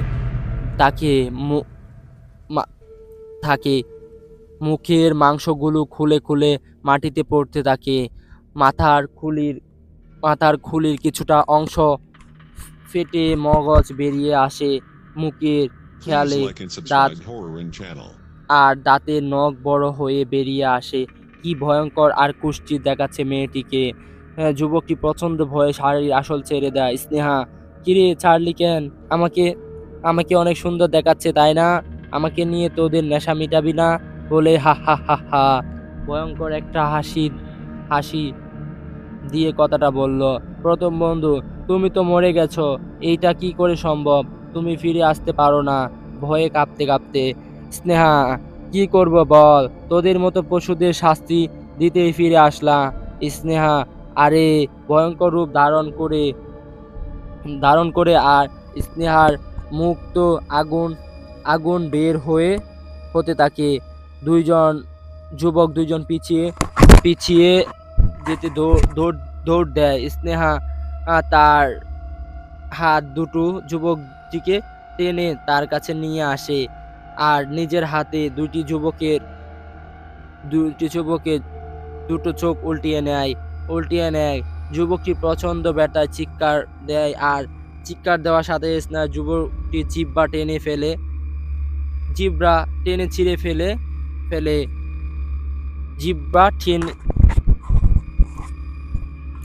ছিঁড়ে ফেলে, আর হাতটি দিয়ে যুবকটির চোখে উল্টিয়ে নেয়। যুবকটি চিন্তা করে যুবকটির জিহ্বা টেনে ছিঁড়ে ফেলে। যুবকটি তখন বাঁচার জন্য চেষ্টা করতে থাকে। স্নেহা যুবকটির বুকের ভিতরে হাত দিয়ে হৃৎপিণ্ড বের করে নিয়ে আসে। যুবকটির মাটিতে প্রচন্ড জোরে জোরে ঝুঁকেছে।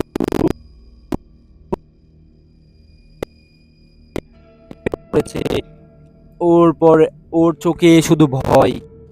কিছু দূর যাওয়ার পথে স্নেহা যুবকটির সামনে এসে দাঁড়ায়। যুবকটি ভয়ে উল্টো দিকে দৌড় দেয়। আবার উল্টো দিকে দেখে, উল্টো দিকেও সে দেখতে পায় সেই স্নেহাকে। স্নেহা আবার যুবকটির সামনে এসে দাঁড়ায়। স্নেহাটি যুবকটি যেদিকে তাকায় সেদিকেই দেখতে পায়। কথাটা কান না দিয়ে যুবকটির ঘাট থেকে আলাদা করে ফেলে, আর আর কাটা মাথা থেকে রক্ত ঝরতে থাকে। রাহাত ঝরতে থাকে। রাহাত রাহাত রাহাত গঞ্জের আগুনের সব দৃশ্য দেখতে পায়। তার মনে যেন আনন্দের বাতাস বয়ে চলছে। রাহাত সন্ন্যাসীর দিকে তাকালো। সন্ন্যাসীর মুখে হাসি রেখে বোঝা যাচ্ছে। রাহাত আবার আবার আবার জিজ্ঞেস রাহাত আবার স্বর্গের আগুনের দিকে তাকালো, কিন্তু এবার তার মুখে হাসি চলে গেল। সে দেখতে পায় স্নেহা আর হাঁটতে পারে না। ওর শরীর থেকে যে আগুন বের হয়েছিল তা নিভে যাচ্ছে, আর তার কয়েক সেকেন্ড পরে স্নেহার হাওয়ায় মিশে যায়। রাহাত আরেকটু অবাক হয় আর চিন্তায় পড়ে যায়। রাহাত শুধু, সাধু বাবা, স্নেহা কোথায়? ওকে তো আর দেখতে পারছি না। চিন্তিত হয়ে সন্ন্যাসী, ও আজকে প্রতিশোধ নেওয়ার সময় শেষ, পরবর্তী প্রতিশোধের সময় কালকে আবার শুরু। রাহাত, মানে ঠিক বুঝলাম না, কিসের সময়? সন্ন্যাসী, রাত 12টা থেকে রাত 1টা, মানে 1 ঘন্টা সময় পাবে স্নেহা তার প্রতিশোধের জন্য। আর সময় শেষ হয়ে গেলে ওর সব শক্তি হারিয়ে যাবে, তখন ও কিছুই করতে পারবে না। শান্তভাবে রাহাত, কিন্তু স্নেহা কোথায়? সন্ন্যাসী হাত দিয়ে ইশারা দেয়। রাহাত দেখতে পায় স্নেহা দেহটি আছে যে স্থানে ছিল ওইখানে, সেই স্থানে আবার রয়ে রয়ে রাহাত কিছুক্ষণ চুপ থাকে। রাহাত, ঠিক আছে, তার মানে আমার কাজ শেষ, আমি এখন আসি, ভালো থাকবেন। কথাটা বলে রাহাত বসার থেকে উঠে বলে, সন্ন্যাসী হুম, কালকে ঠিক সময়ে আগেই চলে এসো, কালকেও তোমার দরকার আছে। রাহাত কেন উত্তর রাহাত কোনো উত্তর না দিয়ে সুড়ঙ্গ দিয়ে বের হয়ে যায়। রাত প্রায় শেষ, ভোর 4টার দিকে রাহাত বাসায় ফিরে নিজের রুমে বাসায় ফিরে নিজের রুমে যাওয়ার আগে শিশির রুমে একবার তাকায়। শিশির দরজা বন্ধ। রাহাত নিজের ঘুমের দরজা খুলতেই সোফায় বসে রাহাত অনেকটা অবাক হয়। রাহাত, তুই আমার রুমে? অবাক হয়ে শিশির, কোথায় ছিলি এতক্ষণ তুই? রাহাত, বললাম তো কালকে গ্রামের বাড়িতে যাব। শিশির, দেখ আমি তো তোর বন্ধু, তুই আমার কাছ থেকে কিছু লুকিয়ে রাখিস না অন্তত। রাহাত, দেখ ভাই, আমি লুকাচ্ছি না, আমি গ্রামে একটা গুরুত্বপূর্ণ কাজ ছিল, তাই যেতে হয়। শিশির একটু হাসলো। হুম ভাই, আচ্ছা তোর ফোন অফ কেন? হেসে রাহাত, আরে ফোনের চার্জ শেষ হয়তো। শিশির, তো সত্যিটা বলবি না তাহলে?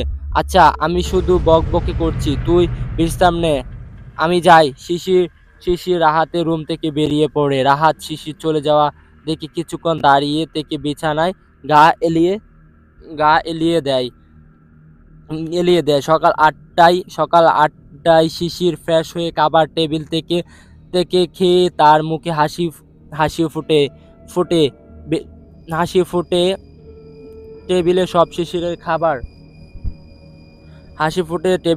শিশিরের খাবার, বিরিয়ানি, বেগুন ভাজা, ভাত, রুই মাছের পেটল ভর্তা। শিশির দেখে যেন খুশিতে লাফিয়ে ওঠে, কিন্তু তা আর বেশিক্ষণ থাকে না। রাহাতের কণ্ঠ শুনে শিশির ভাব করে তাকিয়ে আছে। Rahat, surprise, happy many many happy return of day, happy birthday.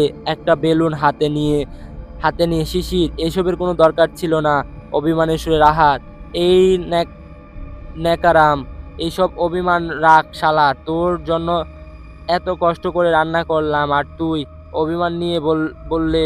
আচ্ছা থাক, আমি তো কেউ না, যা খাবারগুলো ফেলে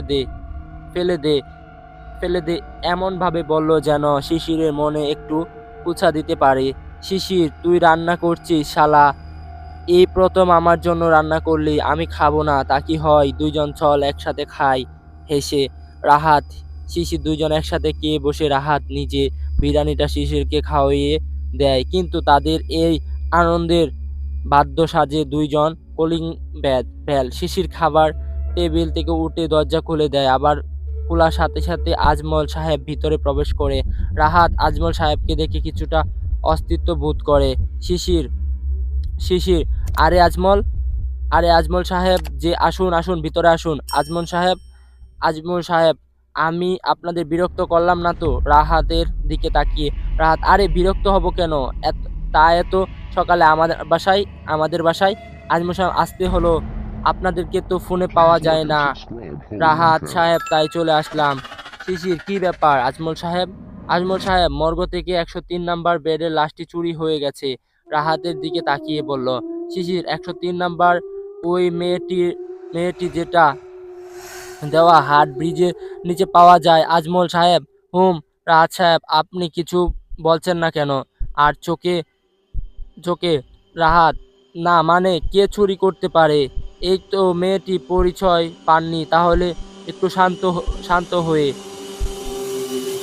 আজমল সাহেব, তা তো জানি না, কালকে আপনি একটু পুলিশ স্টেশন আসবেন, দরকারি কথা আছে। রাহাত, এখানে বলুন, সমস্যা নেই। আজমল সাহেব, হুম, তা তো নেই, কিন্তু পুলিশ স্টেশন আসলে কিছুটা সুবিধা হতো আমার জন্য, আপনার জন্য। তাহলে আজ আসি, ভালো থাকবেন। শিশির এসেছেন তখন আমাদের সাথে খাবারের টেবিলে বসে পরম খেয়ে যাবেন। আজমল সাহেব, শিশির সাহেব, অন্য কোনো দিন খাবো, আজ আসি। আজমল সাহেব বাসা থেকে বেরিয়ে আজমল সাহেবের কথাগুলো রাহাতে হজম হচ্ছে না। শিশির, ওই কি ভাবছিস? রাহাত, কিছু না, চল কে নিবি। রাহাত আর শিশির খাবার শেষে তৈরি একসাথে অফিসে যায়। শিশির অফিসে প্রবেশ করার সাথে সাথে অফিসের সবাই একসাথে উঠে বসলো। শুভ জন্মদিন শুভ জন্মদিন। অনেক অনেক শুভকামনা তোমার জন্য। আর আমাদের কিছু পার্টি দিতেই হবে আজকে। শিশির মুচকি এসে বলল, আগে অফিসের তো শেষ হোক তো শেষ হোক, তারপর ভাবা যাবে। এই বলে রাহাত আর শিশির যার যার কেবিনে চলে যায়। রাহাত নিজের কেবিনে বসে কিছু ফাইল দেখছিল, আর এমন সময় পিউন এসে কড়া কড়াং কেড়ে ভিতরে আসার অনুমতি চাইলো। পিউন, স্যার আসতে পারি? রাহাত, এসো। বলো কি? পিউন, স্যার রাশেদ স্যার আপনাকে এখনই উনার সাথে দেখা করতে বলেন। রাহাত, আচ্ছা তুমি যাও, আমি আসছি। রাহাত ফাইলগুলো রেখে রাশেদ খানের কেবিনে যায়। রাশেদ, স্যার আসবো কি? রাশেদ খান, বসো, তোমার সাথে জরুরি কথা আছে। রাহাত সামনে একটা চেয়ারে বসলো। জি স্যার বলুন। রাশেদ খান, আজমল সাহেবের ফোন এসেছিল। উনি বলছেন আজ ভোরে 2 জন যুবককে মৃতদেহ উদ্ধার করা হয়েছে, আর মৃতদেহের 2টা হত্যা ঠিক নিকৃষ্ট করছে। কেন? কোনো আত্মা নাকি খুন করেছে? যত সব অবিশ্বাসের। দেহটা ভরে গেছে, আর মেয়েটির লাশ উদ্ধার করা হয়েছিল। এখনো তো সেই কেসটি সমাধান হয়নি। তুমি কালকে আজমলের সাথে দেখা করবে। আমরা চাচ্ছি এই ঘটনা সত্যি যতটা তাড়াতাড়ি সম্ভব বের হয়ে আসুক। আমাদের কেস সব সময় এবার এগিয়ে থাকুক। রাহাত, জি স্যার, সবসময় চেষ্টা করব। আজ সকালবেলা আজমল সাহেব বাসায় এসেছিল, আর কালকে থানায় যাওয়ার জন্য বললেন। রাশেদ খান, ভালো। আজকে ছুটির পর হয়তো সারপ্রাইজ রয়েছে। রাহাত, কিরকম স্যার? প্রশ্নসূচক দৃষ্টিতে। রাশেদ খান, আমিও ভালো করে জানি নির্দিষ্ট সময়ের জন্য অপেক্ষা করতে হবে। তন্ময় আর পলাশ তাদের পুরা বাড়িটির সামনে দাঁড়িয়ে আছে, আর তাদের 2জনে দেখে বোঝা যাচ্ছে না তারা খুব বিশ্বস্তকর। তারা 2জন প্রায় ঘন্টাখানেক এই স্থানটিতে অবস্থান করেছে। তন্ময় আমার মাথায় কাজ করছে না, কি করবে কিছুই বুঝতে পারছে না, অনেকটা ডিপ্রেশনে হয়ে আছে। পলাশ, আমারও এই অবস্থা। জিসান আর রামিমের এইভাবে খুন হবে ভাবতে পারে না। কে খুন করতে পারে, তাও এমন ভয়ঙ্করভাবে? উল্লাস হয়ে তন্ময়, রাতুল আসুক, সে তো এই ব্যাপারে পুলিশের সাথে কথা বলতে থানায় গেছে।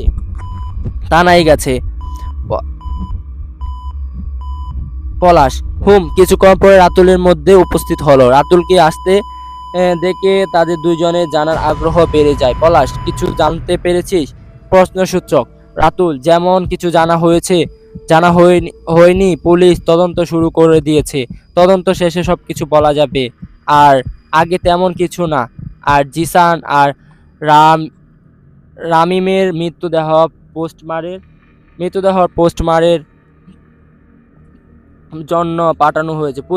জন্য পাঠানো হয়েছে। তন্ময়, আমি কখনো বুঝতে পারছি না এত ভয়ঙ্কর মৃত্যু কি করে হতে পারে।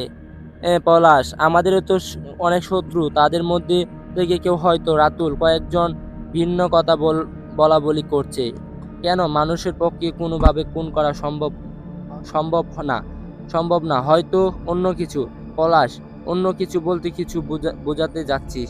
রাতুল, অশারীরিক কিছু হয়তো, লোকজন তাই বলা বলি করছে। তনয়, এসব কিছু নেই, সেটা তুই ভালো করেই জানিস। রাতুল, সেটা আসল কথা না, আসল কথা হচ্ছে পুলিশ আমাদের সাবধানে থাকতে বলেছে, তাই আমাদের সাবধানে অবলম্বন করে থাকতে হবে। পলাশ, আমরা ভয়ে গুটিয়ে বসে থাকবো, যাদের ভয়ে পুরো এলাকার মানুষ তত্ত্ব থাকে। রাতুল, সেটা জানি ভাই, কিন্তু এই খুন দুটো স্বাভাবিক মনে হচ্ছে না। যাই হোক, আমাদের সাবধানে থাকতে হবে। বাড়ি যাব এখন। তনয় আর পলাশ রাতুলকে বিদায় দিয়ে যাওয়ার সময় সন্ধ্যা 7:30। আজকে অফিসে যাওয়া তাড়াতাড়ি শেষ করা হয়েছে। অফিসে আওয়ার শেষে সবাই অফিসের মেইন গেটের সামনে এসে দাঁড়ায়, আর তার কয়েক মিনিট পর মিনি বাস এসে গেটের পাশে দাঁড়ায়। শিশির সবার মনোযোগ দিয়ে থাকে। শিশির, আমার প্রিয়, সব কিছু এখানে আমার জন্মদিন উপলক্ষে এখন আমাদের চাওয়া পূর্ণ হলো। রাহাত সবাইকে বাসে ওটা রাহাত কোথায় যাবি? আর তুই তো এই ব্যাপারে আমায় কিছু বলিসনি। শিশির সারপ্রাইজ ভাই তোর তোর জন্য, হেসে বলল রাহাত। কিন্তু শিশির, আরে ভাই এখনো দাঁড়িয়ে আছিস, তাড়াতাড়ি কর। আকাশের কাছে আমি আকাশের কাছে যাচ্ছি। রাহাত, আমার কথা শুন। শিশির কথাটা শেষ করে আকাশের কাছে যায়। আর রাহাতের মাথায় যেন টেনশন আরো দ্বিগুণ হয়ে যাচ্ছে। যে ভাবছে সাধু বাবার কাছে যেতে হবে, না হলে স্নেহার প্রতিশোধ নিতে পারবে না, আর তাকে যেভাবে হোক যেতে হবে। কিন্তু আজকে শিশিরের জন্মদিন, তার প্রিয় বন্ধুর জীবনের একটা বিশেষ দিন। আজকে শিশির খুশি, এই সময়ে তাকে পাশে থাকতেই হবে। রাহাত এখন কি করবে বুঝে উঠতে পারছে না। সে এখন দুটানায় পড়ে যায়। রাহাত চিন্তামগ্ন। আকাশ রাহাতের দুবার ডেকে সাড়া পায় না। তৃতীয়বার রাহাত আকাশের ডাক পায়। আকাশ, আরে সবাই সবাই তো বাসে উঠে পড়েছে, তুমি বাহিরে কি ভাবছো? তাড়াতাড়ি উঠে পড়ো, বাস ছেড়ে দিবে একটু হয়েছে। রাহাত, বাইকটা আবার কি? বাইক অফিসে পার্কিং এরিয়াতে থাকবে, তাড়াতাড়ি উঠে পড়ো। রাহাত আর কিছু না বলে বাসে চড়ে সিঁড়ির পাশের সিটে গিয়ে বসে। সবাই অনেক আনন্দ করে বাসে চুপচাপ নেমে যায়। শিশির, ওই কি হয়েছে এত ভাবছিস? রাহাত, আরে কিছু না। আচ্ছা, একটা কথায় যাচ্ছি। শিশির, আগে চল তো, তারপর নিজে দেখতে পাবি। চল তো, খুবই দুঃখিত, অনেক দেরি করে ফেললাম। তো বন্ধুরা, আজকের গল্পটা এখানেই আমরা সমাপ্ত করছি। আপনাদের ভালোবাসায় যদি 1 লক্ষ ভিউ হয় আমাদের এই গল্পতে, আমরা দ্বিতীয় পার্ট নিয়ে আসার চেষ্টা করব। তাই অবশ্যই সবাই কমেন্ট বক্সে দ্বিতীয় পার্টের জন্য আপনার মতামত লিখে যাবেন। তো দেখা হচ্ছে তাহলে নতুন কোনো ভূতের গল্প নিয়ে আমাদের ভূতদা গল্প ইউটিউব চ্যানেলে। তো ভালো থাকুন, সুস্থ থাকুন, এই নিয়ে বিদায় নিচ্ছি। আসসালামু আলাইকুম ওয়া রাহমাতুল্লাহি ওয়া বারাকাতুহু।